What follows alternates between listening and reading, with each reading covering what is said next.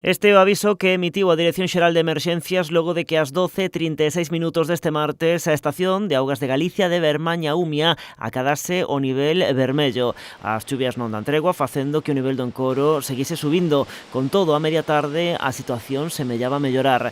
Nas últimas horas foise aliviando a auga aos poucos de forma controlada, reducíndose o caudal do Umia. Todo ante a previsión da chegada de novas frontes para este mércores e xoves. Na vila, a situación do Umia era esta. Rexistráronse xa inundacións no centro urbano, na zona da praia fluvial e no aparcadoiro de detrás do concello, e tamén en Godos. Salvouse polo de agora a contorna da Tafona, segundo indicaba a media tarde o alcalde a Canal Rías Baixas. Porén, o concello xa prohibiu aparcar ali e mesmo retirar os vehículos estacionados ante a previsión de asolagamentos pros vindeiros días. O alcalde fai un chamamento á veciñanza a extremar as precaucións e evitar riscos innecesarios. Unha vez máis pedimos a toda a veciñanza de Caldas tranquilidade e responsabilidade para non andar nin aparcar en zonas que son frecuentemente anegables aquí no noso municipio.